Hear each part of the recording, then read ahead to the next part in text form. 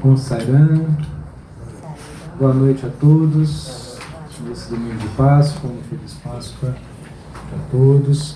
Estamos aqui reunidos mais uma vez, com a graça de Deus, com a graça de Sai Baba, para cantar, para orar, para nos conectarmos com a nossa essência divina por meio dos nomes divinos, né? Em especial, essa noite a gente canta, né, para as três religiões que estão com momentos de celebração agora, né? O cristianismo por causa da Páscoa, o islamismo por causa do Ramadã e o judaísmo também por causa do Pessah que está chegando, né? Então, essas três religiões irmãs, né, todas têm a mesma origem, né, o mesmo mito fundador, são uma só religião, porque todas as religiões são só uma religião, a religião do amor, né? Infelizmente, ainda hoje, né, os povos das diferentes religiões ainda guerreando entre si, e por isso eu queria pedir para a gente orar a Swami, a Deus, né, que a sua misericórdia possa trazer paz, possa trazer alívio para os que sofrem em cada um dos lugares, de todas as religiões, de todas as cores, todas as raças, em especial para as crianças, né? Então que possamos ter uma boa cerimônia conectada com o Espírito. Depois do Gayatri Paulinho fala um pouquinho desses três eventos importantes, dessas três religiões que trazem mensagens super importantes, né? E que a gente possa se conectar e trazer essa energia de paz, pedindo para aquele que tudo pode, porque é tudo, interceder dentro do plano divino para o alívio do sofrimento e o estabelecimento da paz nesse mundo. Então, Sairan, e tenhamos uma ótima cerimônia para todos. Ó Mãe Divina, afasta a escuridão de nossos corações e ilumina o nosso ser interno. Dá-nos um claro intelecto onde a tua imagem possa sempre se refletir.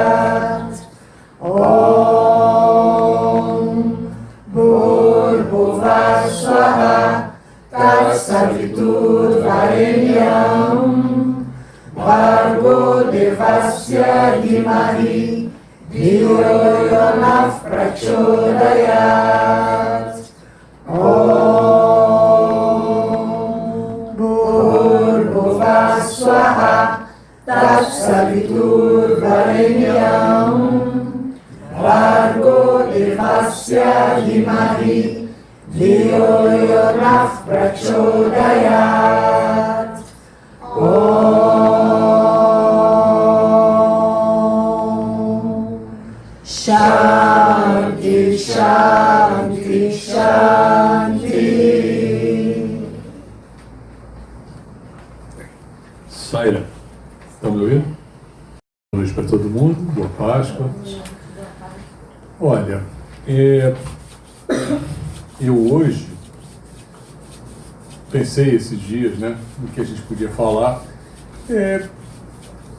Acho que não tem muito sentido eu ficar trazendo informações sobre as fés que a gente está homenageando hoje, né? O judaísmo, o cristianismo e o islã. São as religiões semíticas, né? Assim são chamadas, né? Todas elas tiveram origem na mesma região, no Oriente Médio, né? E ganharam o planeta. Todas vêm do mesmo tronco, né? O que é o judaísmo, a mais antiga delas todas, né? Todas têm suas raízes lá no judaísmo, né? E hoje, Páscoa, né? Deixa um pouquinho o Ramadã de lado por enquanto. Hoje, Páscoa hoje a Páscoa é só a Páscoa cristã, a Pessah vai ser mais agora em abril. Às vezes essas datas coincidem, às vezes não coincidem. Nós estamos no mês do Ramadã, também daqui a pouco está terminando. E é interessante ver que, apesar o Pedro ressaltou isso, eu acho importante, né?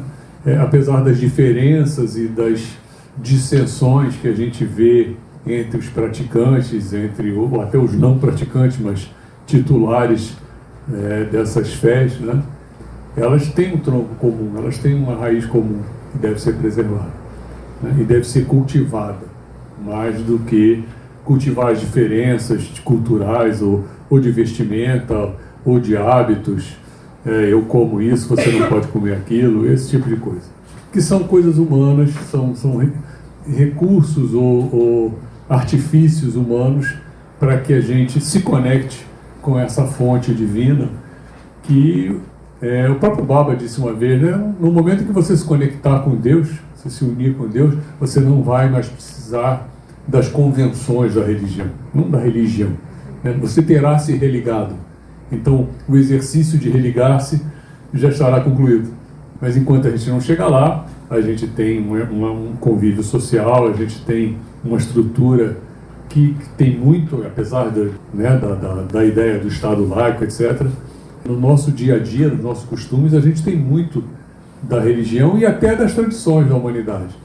A Páscoa, não sei se alguém já sabe disso, a Páscoa já foi o primeiro dia do ano, né? E alguns povos antigos comemoravam e definiam que o início do ano seria no dia 25 de março, no nosso calendário solar, digamos assim, porque seria um dia de equinócio, né? Ou seja, próximo do dia do equinócio. A distância entre a Terra e o Sol seria média, etc. O planeta estaria equilibrado, mas isso é uma coisa muito antiga.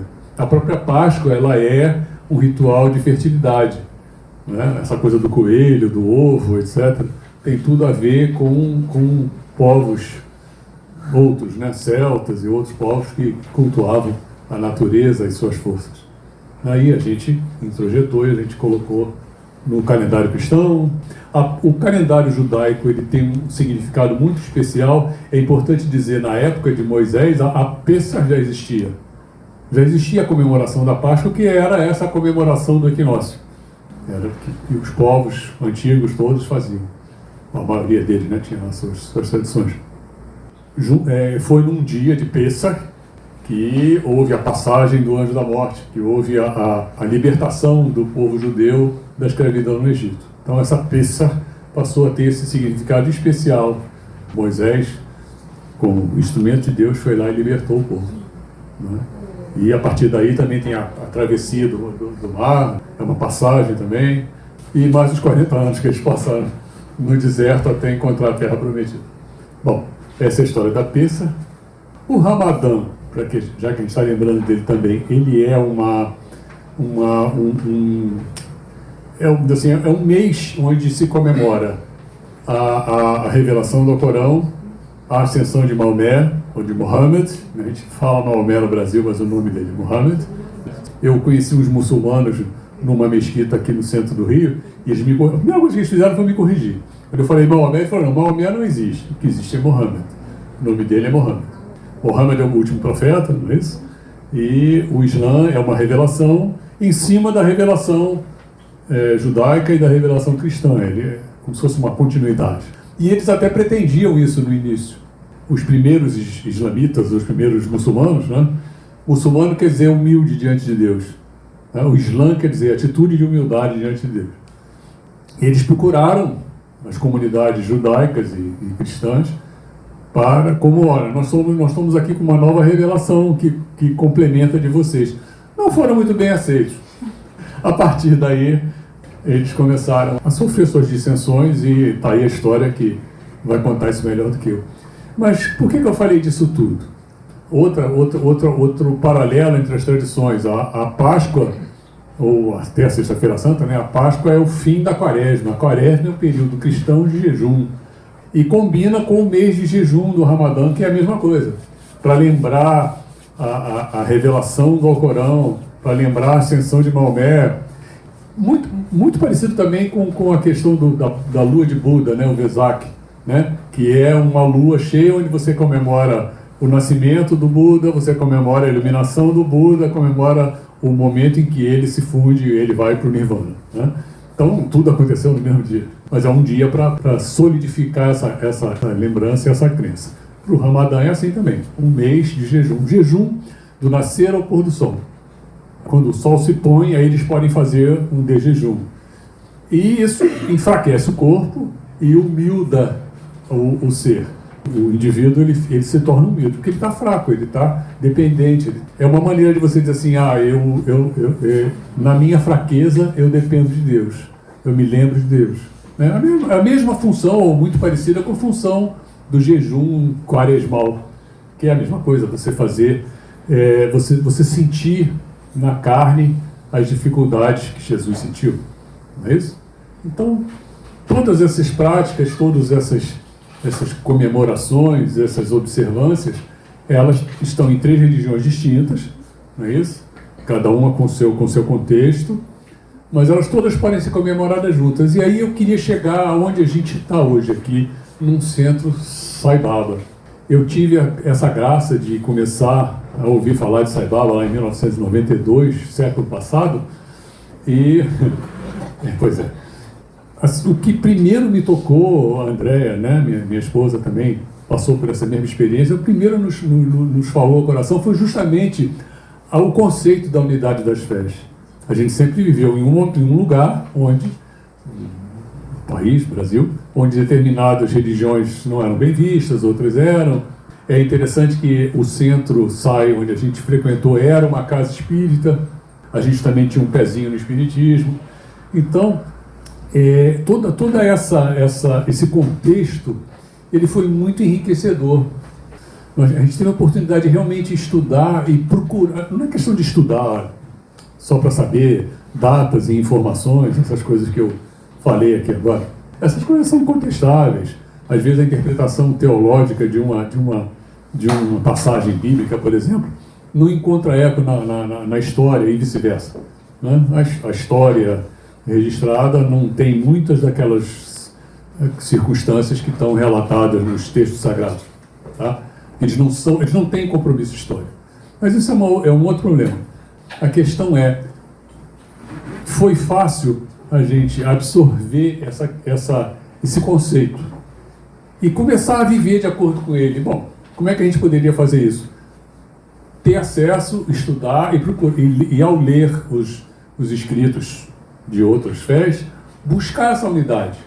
E realmente, o Pedro sintetizou bem, quando ele fala assim que Deus é amor, a religião única que existe é a religião do amor, porque só existe um jeito de ligar uma pessoa com a outra, as pessoas entre si, as comunidades, os povos, é a gente se amar. Não tem outro jeito. Se eu começar a escolher só quem se comporta como eu, só quem pensa como eu, para conviver comigo, pode ser que eu tenha muitos seguidores numa rede social, mas isso não é conviver. Conviver é conviver com a diversidade, com a diferença. Aí a questão é essa, né? Se você conseguir olhar para o outro, que usa uma vestimenta diferente da sua, que tem uma cor de pele diferente da sua, ou que tem uma atitude de vida baseada nas suas crenças e nas suas convicções mesmo, né? E hábitos, né? Que é diferente do seu. Mas se você conseguir enxergar nele um ser humano, um ser que ama, um ser que, mesmo de uma maneira limitada, possa amar os seus, amar sua família, amar sua comunidade, enfim, né? O que os une, o que nos une, é o amor. Eu acho que isso Baba representou muito bem. A primeira experiência que eu tive lá em 1996 foi conversar com um Sikh, sujeito de 3 metros de altura, mais o turbante, que era um dos seguranças lá, ficava tomando conta da área do darshan, lá na área onde a gente sentava para ver Baba. Eu conversei com esse homem, ele me levou para a casa dele, ele me deu um livro de presente, eu aprendi sobre o sikhismo, né? Eu tinha essa vontade já de ler alguma coisa em inglês, então ficou mais fácil conversar com eles. A esposa me recebeu, eles falaram coisas assim fantásticas, né? Eu perguntei, mas como é que vocês adoram Deus? Como é que é a imagem de Deus para vocês? Ele disse essa frase é uma coisa assim: a imagem de Deus para mim é aquela que eu tento ver todo dia no espelho. Eu tento me comportar de acordo. Eles têm sua própria escritura, é diferente de Alcorão, é outra, né? O Grande Sahib, né? Que é o livro dos Sikhs. Ali tem um código de conduta, ali tem um estilo de vida. E eles vivem segundo aquele estilo de vida. Mas ele me recebeu, brasileiro, né? Me deu o livro. E assim, eu vi isso muito. Todo o entorno do ashram era repleto de muçulmanos, a comunidade muçulmana. Você encontrava eles lá dentro, sentados, vendo Baba. É interessante, eu coloquei aí na folhinha o Sarva Dharma, né? No finalzinho tem lá as 6 pétalas do Sarva Dharma. Originalmente, esse símbolo só tinha 5 pétalas. Sabe por quê? Na época, o presidente internacional da organização SAI era um americano judeu chamado Michael Goldstein, ou Goldstein, não sei bem se eu nunca soube direito pronunciar o nome dele, mas acho que é Goldstein, eu só falo isso. Goldstein, né? O Michael Goldstein, ele participou de uma reunião quando foi apresentado o Sarva Dharma e ele lembrou, está faltando o judaísmo, está faltando a estrela de Davi, enfim, né? Está faltando. Aí o Baba disse assim, engraçado, aqui na Índia a gente vê cristianismo e judaísmo como uma religião só. Olha só que interessante, sabia disso? O Islã é muito isolado para eles. Eles têm, né, até pela história colonial lá da Índia, islamismo é uma coisa, hinduísmo, que é o Om ali em cima, é outra. Mas para eles, judaísmo e cristianismo são a mesma coisa. Aí não sabia, então tá bem, então vamos colocar uma 6ª pétala e colocou a estrela de Davi ali representando o judaísmo. Depois apareceram outros, as pessoas absorveram a ideia e começaram a fazer símbolos com o shintoísmo, com Sarva Dharma de 11 pétalas, não sei quantas pétalas, mas essezinho aí foi o criado por Baba. E ele viveu isso. Ele, por exemplo, em sendo um avatar, basicamente uma figura divina ligada ao hinduísmo, né? No cristianismo só tem um avatar, Jesus. Mas para os hindus, o avatar vem várias vezes e virá quantas vezes, ele mesmo se coloca nessa condição, não o próprio Krishna, né? Sempre que o Dharma declinar, eu venho. Então, é uma promessa do avatar. Então, o avatar é uma descida de Deus na forma humana, uma descida parcial, uma descida plena, enfim, um avatar. Ele era muito bem recebido entre os muçulmanos, né? Ele construiu uma mesquita lá em Puttaparthi para os muçulmanos, porque não tinha um lugar de adoração. Foi lá, inaugurou a mesquita, está lá a mesquita até hoje. E ele não fez mais, né? Aí eu sou fã do cara, não posso deixar de lado, né? Ele ainda fez mais, ele ainda mostrou como um líder laico, político, poderoso, deveria agir. Construiu hospital, construiu escola, fez obras de saneamento, de água, enfim. E inclusive quando ia inaugurar e vinham os primeiros ministros, os deputados, os senadores, ele dizia assim, eu estou fazendo o que vocês não fazem. Ainda dizia na lata lá para o pessoal, olha, eu estou fazendo isso porque vocês não fazem. E é isso que tem que ser feito. Ele falou quando tinha lá em 1950 e pouco, ele tinha 20 anos, ele falou assim, eu tenho uma tarefa que eu gosto muito, dar aos pobres aquilo que lhes falta para que eles sejam felizes. Isso é amor, né? Deus é amor. Então não importa se você acredita que ele é um avatar, que ele foi um avatar ou não, que Jesus ressuscitou ou não, né? Isso é uma crença de cada um. Todas essas coisas são lembretes de que nós aqui podemos amar. O exercício do amor é difícil, não é uma coisa, eu vou sair daqui abraçando todo mundo, isso não vai adiantar muita coisa. Mas dedicar-se e amar é um exercício diário que a gente pode fazer. Então, acho que a gente pode terminar com a recomendação de Baba. Sejamos cristãos, sejamos hindus, sejamos muçulmanos, sejamos judeus, sejamos budistas, hinduístas, que a gente possa começar o dia com amor, passar o dia com amor e terminar o dia com amor, porque esse é o caminho para Deus. Então, por amor aos fundadores, aos inspiradores e aos propagadores dessas fés que a gente homenageia hoje, a gente vai cantar.